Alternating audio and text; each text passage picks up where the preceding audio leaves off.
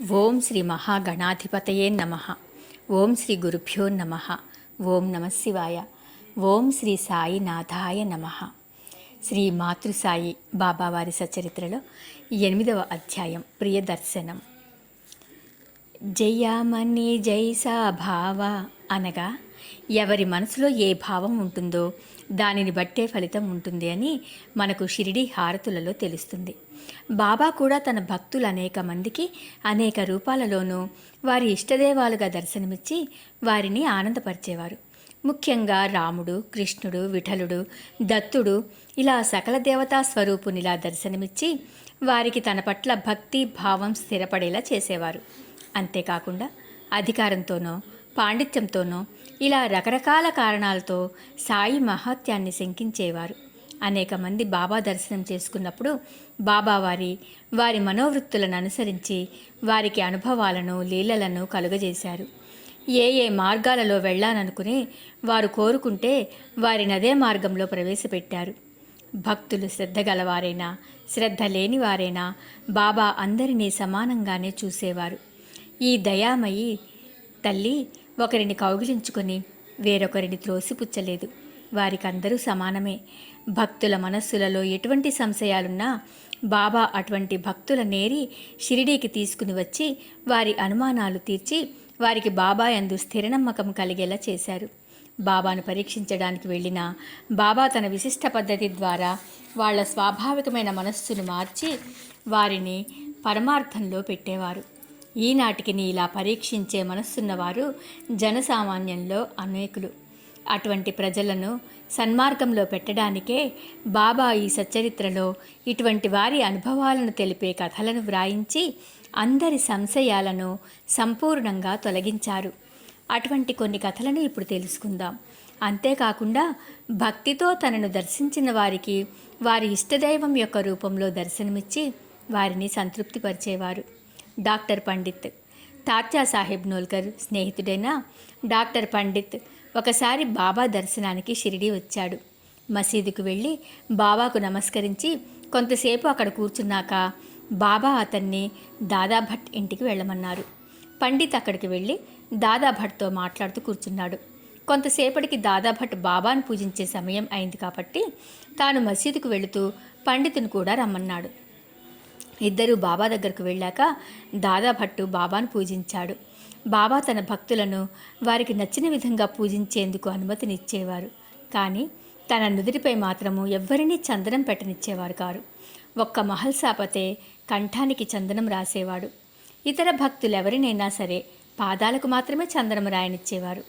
ఈ నియమాలేవీ తెలియని పండిత్ దాదాభట్టు తన పూజను ముగించగానే వెంటనే అతని చేతిలో నుంచి పూజా పళ్ళమును తీసుకుని బాబా నుదుటను త్రిపుండ్రం దిద్దాడు.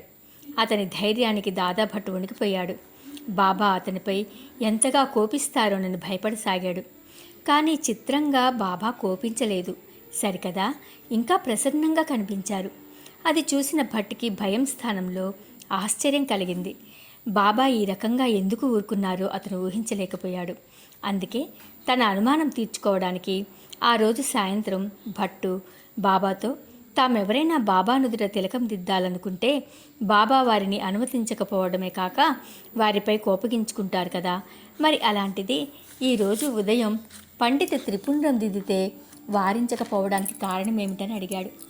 అప్పుడు బాబా ప్రసన్నంగా భట్టుతో పండిత్ తానొక సద్బ్రాహ్మణుడనని ఈ మహమ్మదీని పూజించటం వలన తాను మైలపడిపోతాననే దురభిమానం లేకుండా అతను తనను తన గురువుగా భావించి తన నుదుటన త్రిపుండ్రం దిద్దాడు. కాబట్టి అతని నిష్కల్మష భక్తి తనను కట్టిపడేసి తానేమీ మాట్లాడలేకపోయానని చెప్పారు. తర్వాత భట్టు ఈ విషయాన్నే పండిత్ దగ్గర అడగగా అతను తన గురువైన కాకా పురాణికును బాబాలో దర్శించుకోవడం వలన తన గురువుగారిని పూజించినట్లే బాబాను పూజించానని చెప్పాడు.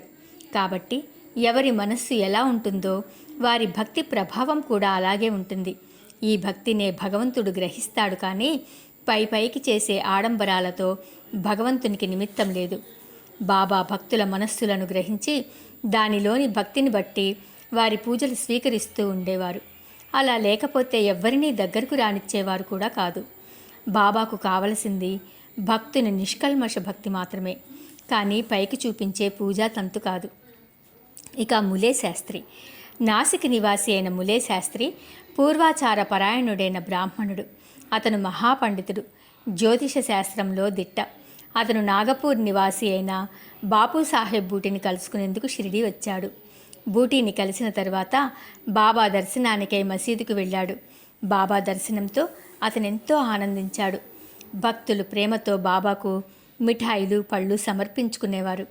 ఒక్కొక్కసారి బాబానే మామిడి పళ్ళ బుట్ట అనుకుని భక్తులందరికీ పంచేవారు. పంచడానికి ముందు ఒక్కొక్క మామిడి పండును 2 చేతులతో గట్టిగా నొక్కి భక్తులకిచ్చేవారు. వాళ్ళు ఆ పండు నోటిలో పెట్టుకోగానే రసమంతా నోటిలోనికి వచ్చి తొక్కా టెంకే మాత్రమే మిగిలేవి. జ్యోతిష్కుడైన మలే శాస్త్రికి గొప్ప యోగి అయిన సాయి చేతిలో తప్పకుండా ధ్వజ వజ్రాంకుశ రేఖలు ఉంటాయని, వాటిని తాడు చూడాలని కోరిక. అందుకే అతను బాబాను చేయి చాచమన్నాడు. బాబా ఇదేమీ గమనించని వారి వలె దీక్షితితో ములే శాస్త్రికి కూడా పళ్ళనివ్వమని చెప్పారు. అప్పుడు ములే శాస్త్రి తాను పళ్ళ కోసం చేయి చాచలేదని, బాబా జాతకం చూడటానికి మాత్రమే చేయి చాపమన్నానని విడమర్చి చెప్పాడు. ములే శాస్త్రి ఉద్దేశాన్ని ముందే గ్రహించినప్పటికీ కూడా బాబా ఇవేవి పట్టించుకోకుండా చాపి ఉంచిన అతని చేతిలో 4 అరటిపళ్ళను పెట్టి కూర్చోమని చెప్పారు. కానీ తన చేతిని ములే శాస్త్రికి ఇవ్వలేదు. భగవంతుడైన బాబాకు జ్యోతిషంతో పని ఏముంటుంది? జ్యోతిషంలో బాబా ఉదాసీనతను చూసిన ములే శాస్త్రి తన చేతిని వెనుకకు తీసుకుని అక్కడే స్థిరంగా కొంతసేపు కూర్చుని తరువాత భక్తులతో కలిసి వాడాకు తిరిగి వెళ్ళిపోయాడు. బాబా లెండి తోటకు వెళ్ళేటప్పుడు ఆ రోజు తాను కాషాయ బట్టలు ధరిస్తానని పక్కనున్న వాళ్లతో అన్నారు. సందర్భం లేకుండా బాబా పలికిన ఈ మాటలు ఎవ్వరికీ అర్థం కాలేదు. అయినా దాని గురించి వివరాలు అడిగే ధైర్యం మాత్రం ఎవ్వరికీ లేదు.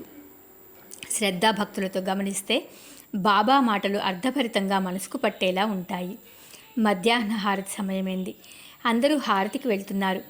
వాడాలో ఉన్న ములే శాస్త్రిని జోగు అతను కూడా బాబా దర్శనానికి హారతికి వస్తాడేమోనని అడిగాడు. కానీ శాస్త్రి తను సాయంత్రం వచ్చి బాబా దర్శనం చేసుకుంటానని చెప్పాడు. తర్వాత ములే శాస్త్రి మడికట్టుకొని తన నిత్య పూజను వాడాలోను చేసుకోవడం ప్రారంభించాడు.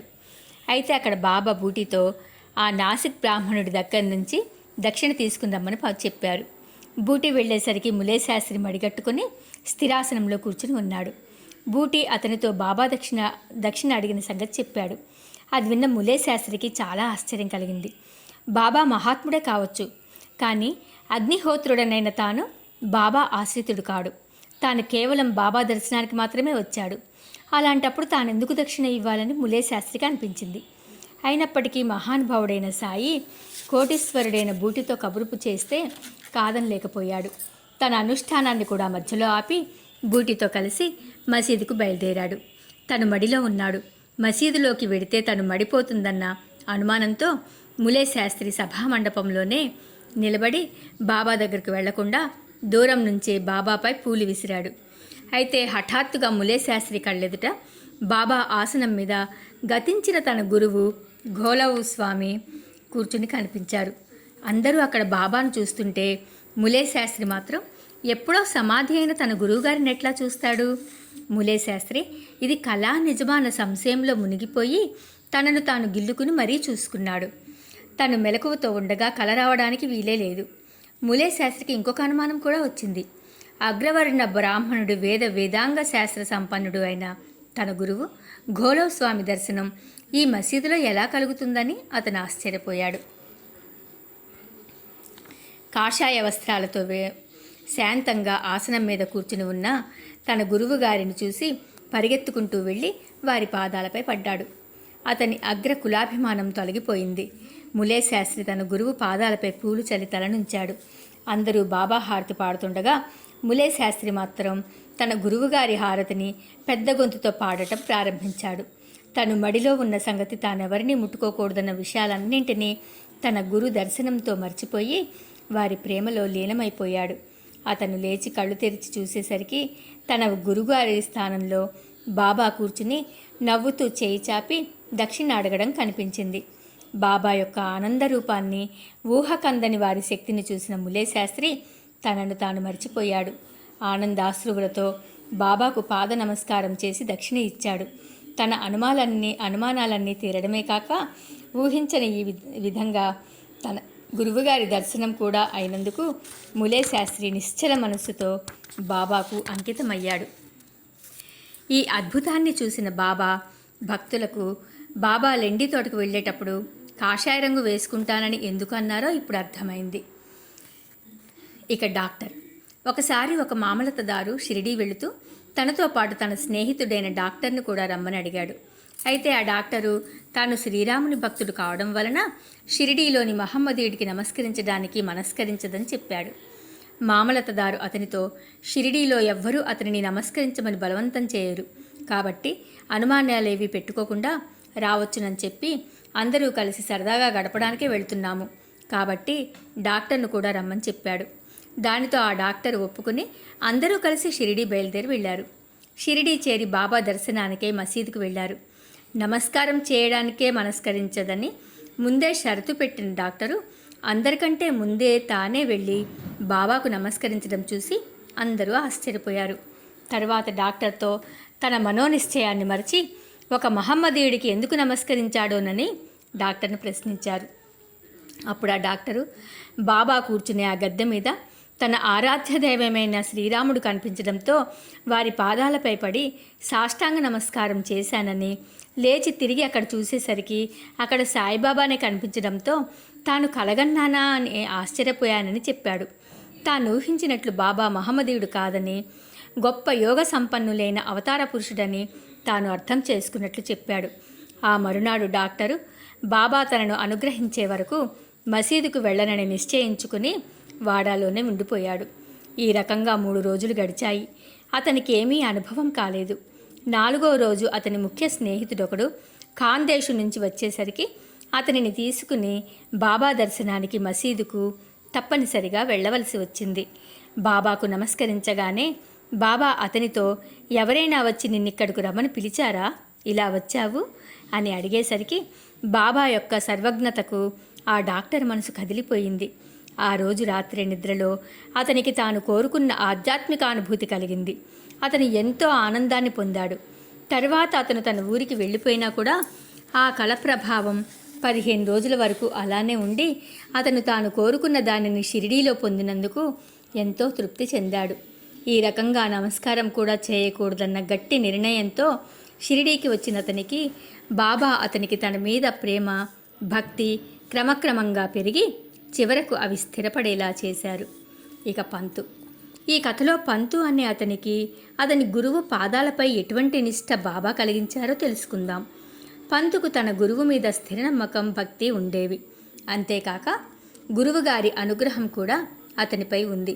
అతను ఒకసారి రైలులో వెళ్తుండగా అదే రైలులో షిరిడీకి వెళ్తున్న అతని స్నేహితులు, అత్తమామలు పంతును కూడా షిరిడీ రమ్మని అడిగారు. తన గురువు మీద సంపూర్ణ విశ్వాసం ఉన్న అతను షిరిడీకి ఎందుకు వెళ్ళాలని పంతుకు అనిపించింది. మనం ఒకటి తలిస్తే భగవంతుడు ఒకటి తలుస్తాడు. వారి వారి యోగాన్ని అనుసరించి అదృష్ట బలం వలన అతనికి షిరిడీ రావటం ఇష్టం లేకపోయినా షిరిడీ దర్శన ప్రాప్తి కలిగింది. ఆ రకంగా స్నేహితుల బలవంతం మీద అతను షిరిడీ రావడానికి ఒప్పుకుని మొదట విరార్ స్టేషన్లో దిగి తన గురు దర్శనం చేసుకుని వారు అనుమతి పొంది ఖర్చుల నిమిత్తం డబ్బు సమకూర్చుకుని అందరితో కలిసి షిరిడీ వచ్చాడు. ఉదయం 11 గంటల ప్రాంతంలో అందరూ కలిసి బాబా దర్శనానికి మసీదుకు వెళ్ళారు. అక్కడ ఇతర భక్తులు బాబాకు జరిపే పూజలు, బాబాగారి ధ్యానము ఇవన్నీ చూసి అందరూ ఎంతో ఆనందిస్తుండగా పంతు మూర్ఛ వచ్చినట్లుగా తెలివి తప్పి క్రింద పడిపోయాడు. స్నేహితులందరూ ఎంతో భయపడ్డారు. రానంటున్న వాణ్ణి బలవంతంగా తీసుకొచ్చాం, ఇప్పుడు ఇలా జరిగిందని గాబరా పడ్డారు. అతనికి చైతన్యం కలిగించడానికి అతని ముఖం మీద నీళ్లు చల్లగా బాబా దయ వలన అతనికి తెలివి వచ్చింది. నిద్ర నుంచి లేచి కూర్చున్నవాడిలాగా కూర్చున్నాడు. సంపూర్ణ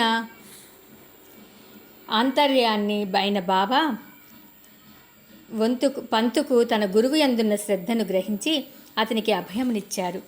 బాబా అతనితో ఏమైనా సరే కానీ పట్టు విడవకుండా అతని గురువునందే ఆశ్రయాన్ని నిలుపమని, ఎల్లప్పుడూ నిలకడగా ఉండి గురుధ్యానమునందే మునిగి ఉండమని చెప్పారు.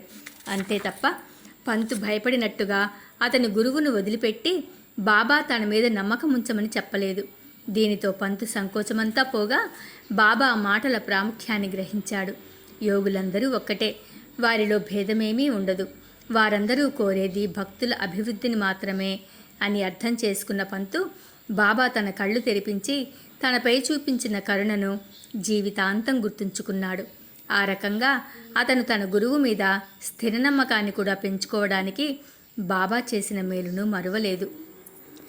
ఓం నమః శివాయ. సర్వం శ్రీ సాయినాథ దివ్య చరణారవిందార్పణమస్తు. ఓం శ్రీ సాయినాథాయ నమః.